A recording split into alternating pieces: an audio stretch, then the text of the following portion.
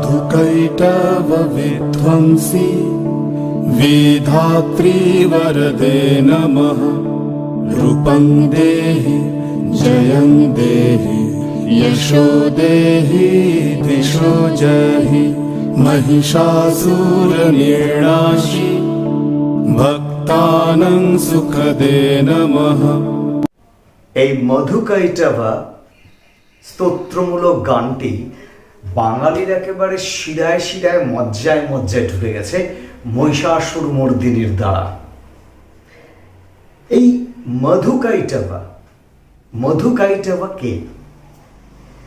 অনেকেই জানেন, আমি নতুন প্রজন্মের জন্য একটু বলছি। তো গানের যে মাহাত্ম্য অর্থ সেটা একটু বলার চেষ্টা করছি, ধৃষ্টতা ক্ষমা করবেন।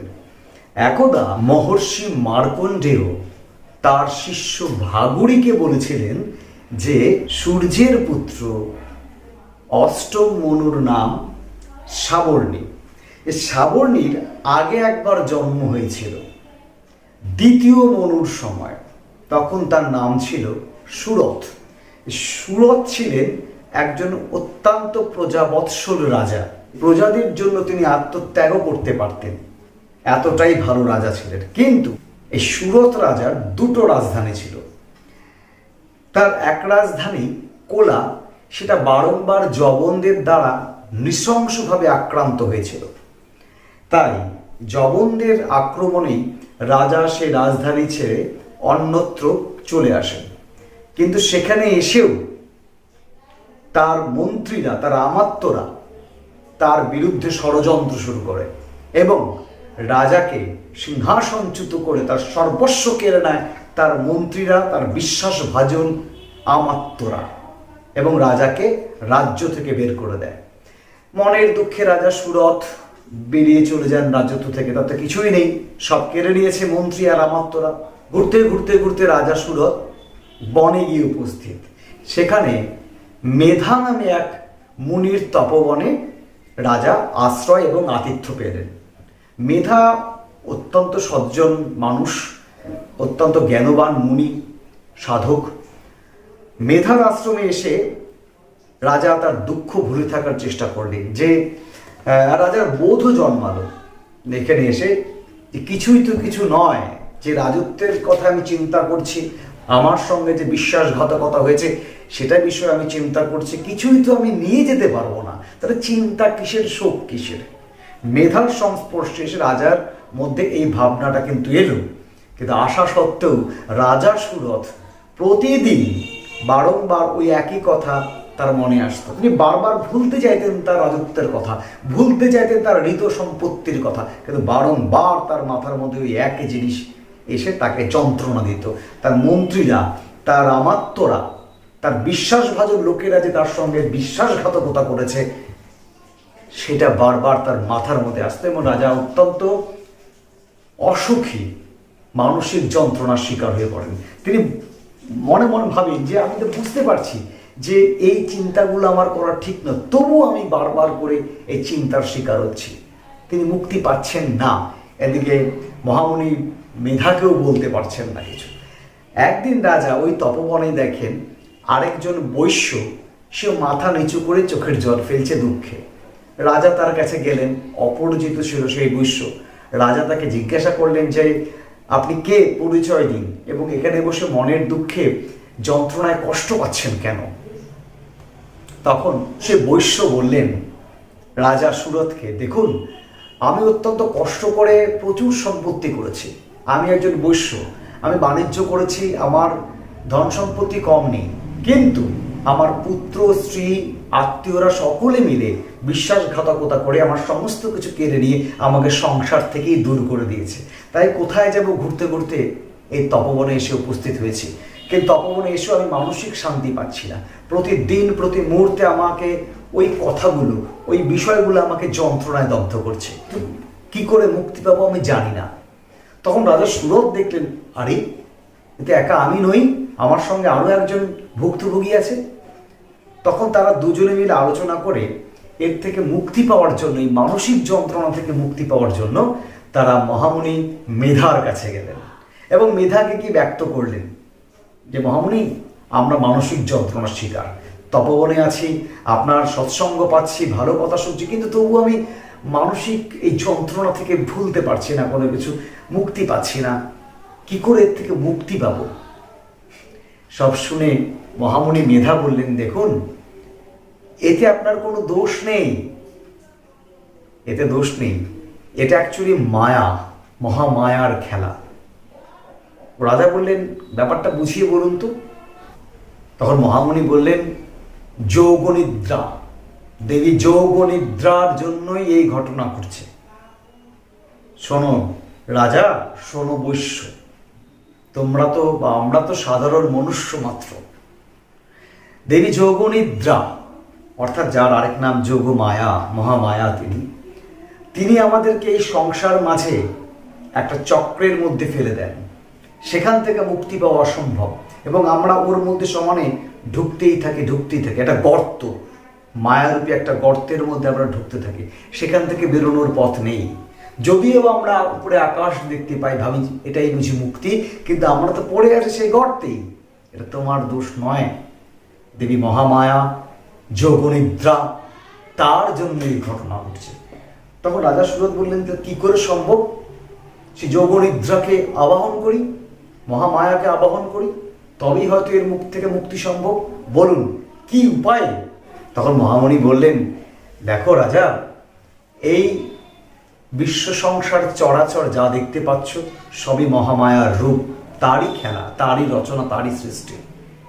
তিনি মায়ার মধ্যে আটকে রেখেছেন, তিনি অবিদ্যা, আবার তিনিই বিদ্যা, তিনি অজ্ঞানতার অন্ধকার, আবার তিনিই জ্ঞানের আলো।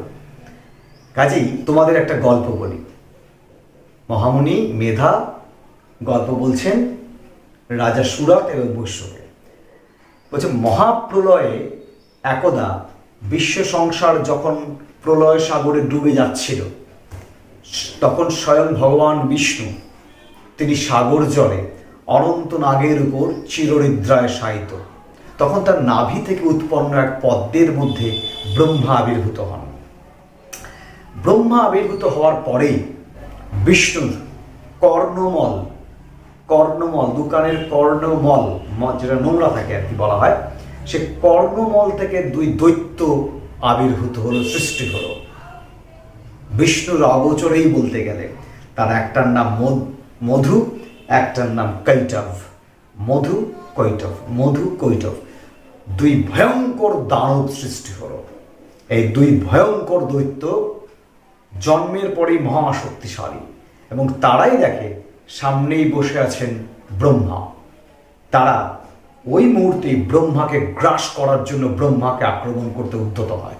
ব্রহ্মা দেখলে তো মহাবিপদ, এই মধু কৈটভকে বধ করবো কি করে আমি? স্বয়ং বিষ্ণু থেকেই সৃষ্টি।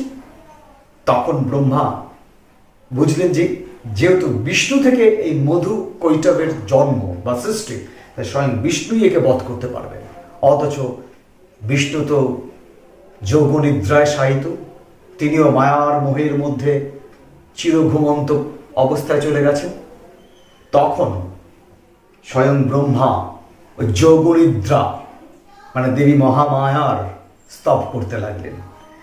ব্রহ্মার স্তবে সন্তুষ্ট হয়ে দেবী যোগমায়া আবির্ভূত হলেন, অর্থাৎ এই বিষ্ণুকে ছেড়ে বেরিয়ে এলেন, মহামায়া আবির্ভূত হলেন।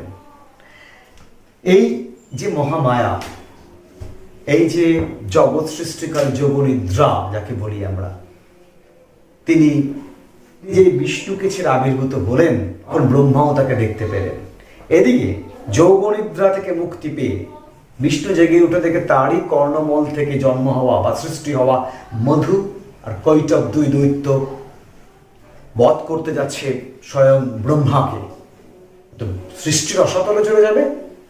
তখন বিষ্ণু নিজেই মধু আর কৈটভকে বধ করার জন্য যুদ্ধে আবির্ভূত হন। মধু আর কৈটভ এই বিষ্ণুর যোগনিদ্রাকারে সৃষ্টি হয়েছিল, কাজেই তাদের মধ্যে বিষ্ণুর সম্পূর্ণ শক্তি বলতে গেলে বিদ্যমান ছিল। এই দুই ভয়ঙ্কর দৈত্যকে, মহাশক্তিশালী দৈত্যকে বধ করতে যুদ্ধ করতে হয় বিষ্ণুকে, কিন্তু 5 বছর যুদ্ধ করার পরে বিষ্ণু ওদের হারাতে পারলেন না বা বধ করতে পারলেন না। জয়ী হলেন মধু কৈটব স্বয়ং বিষ্ণুর বিরুদ্ধে জয়ী হলো, স্বয়ং বিষ্ণুর বিরুদ্ধে জয়ী হলো। 5 বছর যুদ্ধ করেও বিষ্ণুদেরকে হারাতে পারলেন না। তখন এই মধু আর কৈটব অহংকারে ফেটে পড়লেন। তারা মনে করলেন যে এই বিশ্ব সংসারে চলাচলে আমাদের থেকে শক্তিশালী কেউ নেই, স্বয়ং ঈশ্বর, স্বয়ং ভগবান বিষ্ণু পর্যন্ত আমাদের কাছে পরাস্ত। তাই অহংকারে তারা বিষ্ণুকে বললেন, হে বিষ্ণু, আমরা দুজনে সর্বশক্তিশালী, তাই আমরাই শ্রেষ্ঠ। আমরা যেহেতু শ্রেষ্ঠ, তুমি কিন্তু শ্রেষ্ঠ নাও, তাই তুমি আমার কাছে বর প্রার্থনা করো। সবাই তো তোমার কাছে বর চায়, তুমি আমাদের দুজনের কাছে বর প্রার্থনা করো। মধু কৈটব দুজনে বিষ্ণুকে বলছেন যে তুমি আমাদের কাছে বর প্রার্থনা করো, কি বর চাই বলো, দেব। অহংকার, তাদের শক্তির অহংকার, দম্ভ। বিষ্ণু এই সুযোগটাই চাইছিলেন। বিষ্ণু বললেন, ঠিক আছে, তোমরা যদি বরই দিতে চাও আমাকে, তাহলে এই বর দাও যে আমার হাতে তোমাদের মৃত্যু হবে। মধু কৈটব দেখলেন যে ফেসে গেছেন, এদিকে প্রমিস করে ফেলেছেন যে বর দেব, অথচ বিষ্ণু তো এমন বর চাইছে যে আমরা বধ হয়ে যাব। তখন মধু কৈটব কি করবেন? বর থেকে কথা তো ফেরত দিতে পারছেন না, বর দেওয়া থেকে ফেরত আসতে পারছেন না। তখন মধু কৈটব চারদিকে তাকিয়ে দেখলেন, চারদিক তখন জলে জলময়, কোথাও স্থলভাগ নেই। মধু কৈটব এখানে একটা বুদ্ধি করে বলেন, ঠিক আছে হে বিষ্ণু, আমরা দুজন তোমার হাতেই বদ্ধ হব, এই আশীর্বাদ বা বর দিচ্ছি, কিন্তু এই জলের মধ্যে আমাদের মারতে পারবে না, জল ছাড়া আমাদের মারতে হবে। বিষ্ণু বললেন, তথাস্তু। বলে বিষ্ণু এই মধু আর কৈটবকে নিজের উরুর মধ্যে নিলেন, বিশাল আকার উরু ধারণ করে উরুর মধ্যে নিয়ে চক্র দিয়ে মধু আর কৈটবের শিরশ্ছেদ করলেন। মধু কৈটব বধ হলো। এই মধু আর কৈটব বিধ্বংস করলেন হয়তো বিষ্ণু, কিন্তু করালেন যোগমায়া, মহামায়া। এভাবেই মধু কৈটব বধ হয়েছিল। আমরা স্তোত্রটা পাই, শ্লোকটা পাই, গানটা পাই, অনেকেই জানে, কিন্তু নতুন প্রজন্ম জানে কি না জানি না, তাই এত ডিটেলসে বললাম অনেকটাই। আমিও খুব বেশি জানি না, তবে এটা জানতাম কিছুটা, তাই বলার ধৃষ্টতা। ভালো থাকবেন, আসছে পুজো, আনন্দে মেতে থাকুন।